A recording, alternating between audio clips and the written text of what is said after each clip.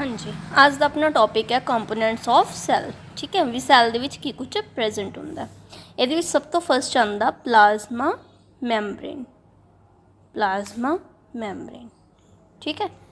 Plasma membrane की होंगी है, जी सैल की आउटर कवरिंग होंगी है। जिमें सपोज कर लो ये सैल है, सैल की जी आउटर कवरिंग होंगी है, इनू आप बोलते हैं प्लाज्मा मैमब्रेन। ठीक है, हुण अगर ये आउटर कवरिंग है तो ये की करूँगी, सैल दे विच जो भी कुछ प्रेजेंट है उन्होंने सैपरेट कर दूगी बाहरले इन्वायरमेंट के नालों। ठीक है, सब तो पहला प्लाज्मा मैमब्रेन की होगी आउटर कवरिंग। ठीक है, आउटर लेयर या फिर कह सकते हैं आउटर कवरिंग। ठीक है, हुण ये अंडर अपने को एक चीज़ आती है सिलैक्टिवली परमीएबल मैमब्रेन। सिलैक्टिवली permeable membrane. ठीक है, हुण तुहानूं नेम तो पता लग रहा होगा सिलैक्टिवली। सिलैक्टिवली का मतलब की होगा भी कुछ मटीरियल्स की सिलैक्शन के हैल्पफुल हो। सिलैक्शन मतलब अगर आपने सैल दे विच कुछ भी एंटर करवाना या एग्जिट करवाना तो वह किहदे थ्रू होगा, सिलैक्टिवली परमीएबल मैमब्रेन के थ्रू। मतलब की है विच सैल के अंदर एग्जिट होना या एंटर होना वो किहदी अलाउ, वो कौन अलाउ करूँगा, सिलैक्टिवली परमीएबल मैमब्रेन। ठीक है, हुण आप कहने भी अपने अंदर कार्बन डाइऑक्साइड मतलब इन एंड आउट होंदा ना, कार्बन डाइऑक्साइड आपां रिलीज़ करते हैं, आउट होंदी है, तो ऑक्सीजन आप लैंने इन होंदी है, तो in and out of gases वो किहदे थ्रू होंदा, ये थ्रू होंदा सिलैक्टिवली परमीएबल मैमब्रेन दे विच। इन एंड आउट मतलब डिफ्यूजन होना, गैसिस की डिफ्यूजन होना, diffusion in the sense mixing होना। ठीक है, तो कि थ्रू होंगे सिलैक्टिवली परमीएबल मैमब्रेन के थ्रू। हुण जेडे भी सैल नूं मटीरियल्स चाहिए ने, सपोज कर लो जो उन्होंने चाहिए, तो कुछ हो सकता भी उन्होंने नहीं चाहिए होंगे, तो जोड़े मटीरियल्स उन्होंने चाहिए वो कौन एंटर करवाऊगा, सिलैक्टिवली परमीएबल मैमब्रेन। ठीक है, तो जी सिलैक्टिवली परमीएबल मैमब्रेन है ये किहदी बनी होंगी है, लिपिड्स एंड प्रोटीन्स की। ये भी MCQ दे विच क्वेश्चन आ सकता है, बट सिलैक्टिवली परमीएबल मैमब्रेन है किहदी बनी होंगी है, it is made up of lipids and proteins. Lipids होंगे फैटी एसिड्स होंगे हैं, तो प्रोटीन्स तो थोड़ा सबनों पता ही होगा, that are needed for our body. ठीक है, हुण जो मटीरियल्स का इन एंड आउट है मतलब कि ट्रांसपोर्टेशन होना, तो ये पैसिव ट्रांसपोर्टेशन भी हो सकती है, तो एक होंगी है एक्टिव। ठीक है, पैसिव होंगी है तो एक होंगी है एक्टिव। ठीक है, हुण पैसिव दे विच की होगा भी जिहड़ियां सबस्टांसिस ने वो किवें जाणगियां, हायर टू लोअर कंसनट्रेशन वाले है मूव करनगियां जिहड़ियां सबस्टांसिस ने। हुण मान लो भी किते कोई चीज़ हैगी, जिवें सपोज कर लो अपनी सैल दे अंदर मान लो प्लांट सैल दे अंदर है, सपोज कर लो कार्बन डाइऑक्साइड की अमाउंट ज़्यादा है बट बाहर की है घट है, तो वह की कर दूगा, कार्बन डाइऑक्साइड नूं आउट कर दूगा। ठीक है, कार्बन डाइऑक्साइड नूं नहीं, खैर वो तो ऑक्सीजन नूं रिलीज़ कर देना, तो इट मीनस कि प्लांट सैल के अंदर की ज़्यादा होंदा है, ऑक्सीजन की प्रेजेंस ज़्यादा होंदी है, तो वह की करूँगा, ऑक्सीजन नूं अपने अंदरों रिलीज़ कर दूगा ताकि वो अमाउंट की है बैलेंस रहे। ठीक है, हुण पैसिव है, इट मीनस कि ये कोई भी एनर्जी की रिक्वायरमेंट नहीं है। ठीक है, ये कोई भी एनर्जी की रिक्वायरमेंट नहीं है ये प्रोसैस के लिए। ठीक है, मतलब कोई भी सबस्टेंस है हायर टू लोअर तो अपने आप ही शिफ्ट हो जाती है। सपोज कर लो तुम एक रूम के बैठे हो, ठीक है, तो बाहर सपोज कर लो हीट ज़्यादा है ना, अगर तुम रूम का गेट ओपन करोगे तो थोड़े टाइम बाद तुम देखोगे कि अंदर भी थोड़े रूम के अंदर थोड़ी थोड़ी गर्मी होने लग जूगी, है ना। तो इट मीनस कि जी वो हीट है वो बाहर दिया सराउंडिंग्स तो कितने आ गई, थोड़े रूम के अपने आप ही आ गई, है ना। इट मीनस कि ये वाले प्रोसैस के कोई भी एनर्जी की रिक्वायरमेंट नहीं हुई, तो इट मीनस ये की हो गया पैसिव। ये जस्ट एक एग्जाम्पल है थोड़ा समझाने वास्ते। ठीक है, तो जी पैसिव ट्रांसपोर्ट होंगी है थोड़ा सा स्लो प्रोसैस होंगे, it is a slow in case of activities fast. ठीक है, इस तो बाद की है जेड़े जिमें सपोज कर लो वाटर के मॉलिक्यूल्स वगैरह सिर्फ उही की है ये प्रोसैस के थ्रू ट्रांसपोर्ट हो सकते हैं। ठीक है, it allows the movement of water. ठीक है, इस तो बाद एक्टिव ट्रांसपोर्टेशन की होंदा है, इस पैसिव का सारा ओपोजिट केस। इट मीनस कि ये जी मूवमेंट वो किमें होगी, लोअर टू हायर। ठीक है, तो ये की होंदा है जी एनर्जी ये रिक्वायरमेंट होंदी है, ये तो अपने कहा सी कि पैसिव एनर्जी रिक्वायर्ड नहीं हैगी, बट ये एनर्जी रिक्वायर्ड होंदी है। ठीक है। तो ये मूवमेंट किहड़ी हुंदी है, रैपिड हुंदी है। रैपिड मीनस कि फास्ट हुंदी है, ठीक है। ये जिहड़ी मूवमेंट होगी लार्ज मॉलिक्यूल्स की होगी, it allows the movement of large molecules. हुण अगर स्मॉल मॉलिक्यूल्स ने लाइक वाटर, वो तो होणगे पैसिव के थ्रू। अगर एनर्जी रिक्वायर्ड है, इट मीनस कि लार्ज मॉलिक्यूल्स वास्ते एनर्जी रिक्वायर्ड होगी ना, तो इत्थे किहड़े मॉलिक्यूल्स हुंदे हैं, लार्ज मॉलिक्यूल्स, ठीक है। हुण आपां एक दो प्रोसैस होर स्टडी करते हैं इहदे अंडर।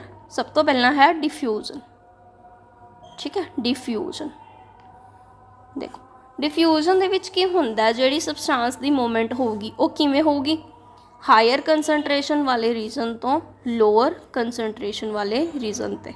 जिवें आपां ने इत्थे पैसिव ट्रांसपोर्ट पढ़िया ना, तो उस तरह यह डिफ्यूजन हुंदी है। It allows the movement of substances from higher concentration region to lower concentration region, ताकि सारे किते जिहड़ी यूनीफॉर्मिटी है, सारे रीजन दे विच की आ जाए, यूनीफॉर्मिटी आ जाए, मतलब इक्वल हो जाए, ठीक है। ना मॉलिक्यूल्स एक जगह ते ज़्यादा होन, ना एक जगह ते घट होन, सारे किते बैलेंस बन जाए, ठीक है। हुण अगर डिफ्यूजन हो रही है, इट मीनस कि हुण सबसटांसिस कित्थों गए, higher to lower, it means कि सब सारे मॉलिक्यूल्स की हो रही है, इत्थे मिक्सिंग हो रही है, ठीक है। ये हुंदा मिक्सिंग होना। समझ आ गया डिफ्यूजन का process. It is the movement of substance from a region of higher concentration to a region of lower concentration to spread the uniformity, ठीक है। ये हुंदी है डिफ्यूजन की डेफिनेशन, ओके। नैक्सट हुण आपां गल करदे हां ओसमोसिस की, ठीक है। हुण देखो, ओसमोसिस डिफ्यूजन दे विच तां किसी भी चीज़ की हो सकती है। सपोज कर लो ऑक्सीजन की, कार्बन डाइऑक्साइड की, गैसिस की, किसी भी चीज़ की डिफ्यूजन हो सकती है, मिक्सिंग हो सकती है। बट ओसमोसिस दे विच की होगा, आपां किहदा केस कंसीडर करांगे, सिर्फ वाटर का, ठीक है। जदों वाटर की मूवमेंट होगी हायर टू लोअर, बट किहदे थ्रू होगी, सैमी परमीएबल मैंबरेन के थ्रू। ये जिहड़ी वाटर की मूवमेंट होंदी है higher concentration to lower concentration, but किहदे थ्रू होगी, सैमी परमीएबल मैंबरेन के थ्रू। इट मीनस कि यदी डेफिनेशन की बन जूगी, it is the passage of water molecules across semi permeable membrane from a solution with higher concentration to a solution with lower concentration, ठीक है। Next हुण देखो, जिहड़ी इस तो बाद ओसमोसिस हुंदी है, ये अगे दो टाइप्स की हुंदी है, ठीक है। सब तो पहला हुंदी है एंडोसमोसिस, एंडोसमोसिस, ते एक हुंदी है एक्सोसमोसिस,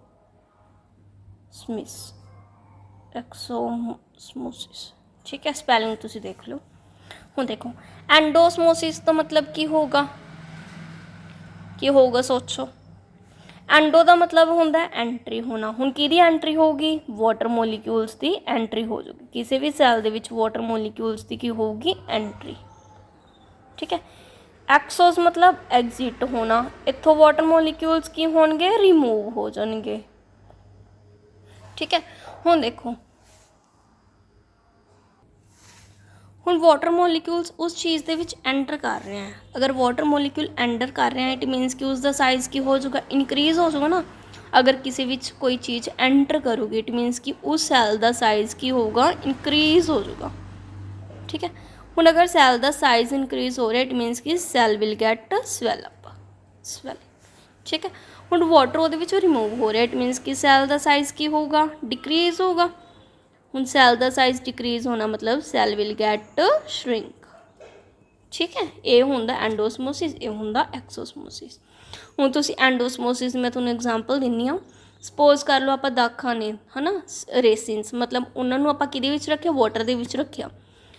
तुसीं कुछ क टाइम बाद देखोगे, सपोज कर लो तुसीं फुल डे ਉਹਦੇ ਵਿੱਚ ਰੱਖਿਆ है ना, तो कुछ टाइम बाद तुसीं देखोगे कि ਜਿਹੜਾ रेसिन्स है उन्होंने ਦੇ अंदर वाटर की हो जाऊगा, एंटर कर जाऊगा, उन्हों का साइज़ की हो जाऊगा, इनक्रीज हो जाऊगा। थोनों दाखा की लगनगे कि उन्होंने फुल गई, है ना। वो इसे दे थ्रू वो सारा प्रोसैस होंदा, एंडोसमोसिस होंदा वो वाला प्रोसैस, ठीक है।